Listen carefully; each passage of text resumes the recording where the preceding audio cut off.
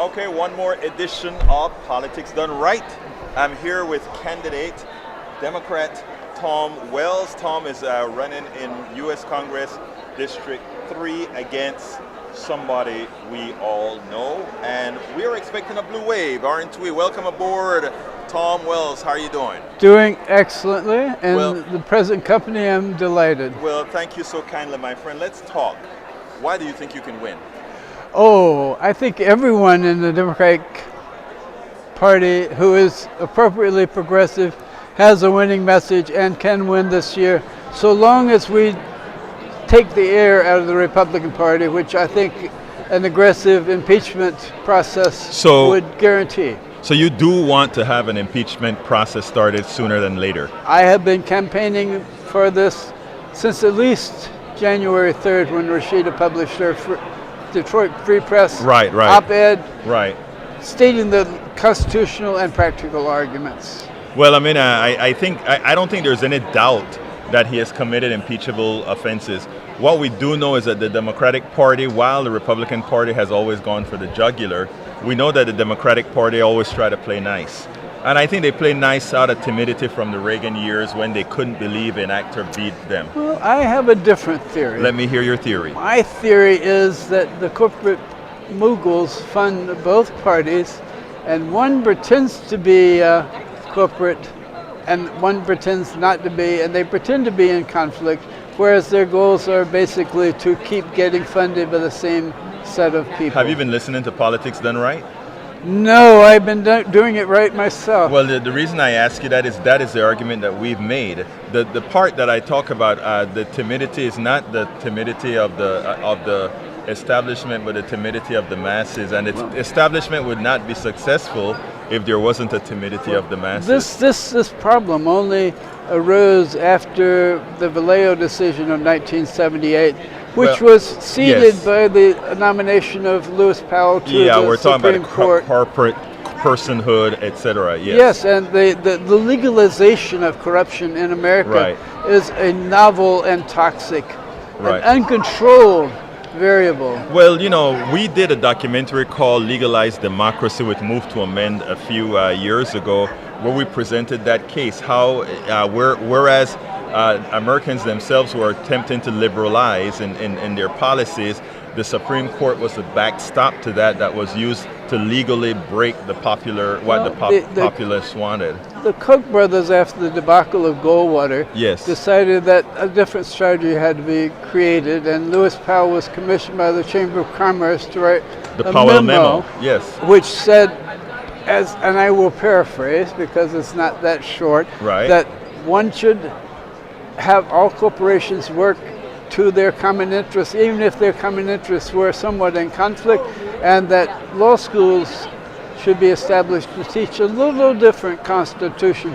But it was even deeper. If you read it, when you read the whole document, you realize that it spoke about infiltrating churches, infiltrating schools, infiltrating universities, everywhere. And the reason why you wanted to do that is to start the indoctrination of the American populace, which is, in my opinion, successful. It has been exceedingly successful. Yes. And with the media obliged and very functional in keeping us at each other's throats. They're doing their part to maintain the oligarchy.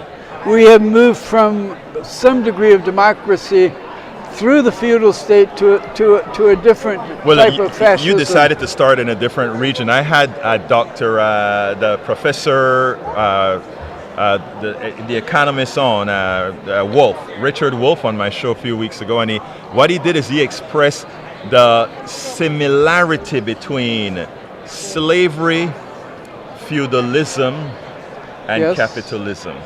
You don't, as somebody who's running for the Democratic Party, you probably don't need to go into the latter, but it is rather interesting. I definitely do need to go into the latter, because the biggest threat to my grandchildren's lives, which are the driving force behind my campaign, is unfettered capitalism. The opacity of the Democratic Party and its failure to do those things which it says. The Republican Party, by and large, does things that it says in some degree, and they keep their base happy. The rebellion was started, the effective rebellion, in 2015 with Bernie Sanders and his ability to draw large and impressive crowds in every Republican forum, in every Republican state. And that allowed me to stop beating my head on the wall because the wall disappeared. Right. So now you can say what you want to say. Well, that was only partially realized then. With the inauguration of Alexandria in particular, but the other 6 small donor candidates in January of 2019, it became possible to also speak about climate change, which, well, I have a PhD in physics. Right. It means I can read the climate papers. Right. It's very damning.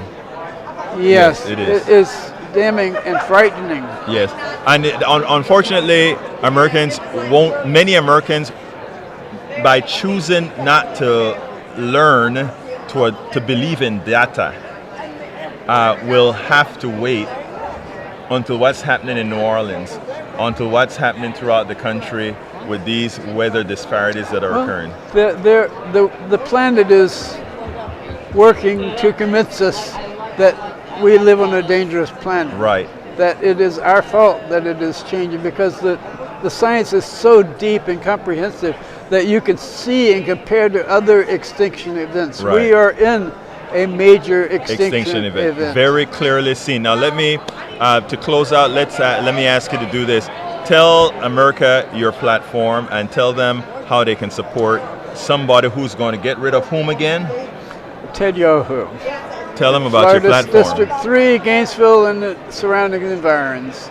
Now, I have not only a platform, it took me a while to realize, but a platform is nothing but a wish list. Right. Tell me what's your action list? My action list is to convince enough people to impeach Donald Trump and do that early enough that it has the effect of emboldening progressives across the country to destroy the Republicans who are tied to that sinking ship. And we will arrive in January of 2021 with 2 votable bills ready to vote on.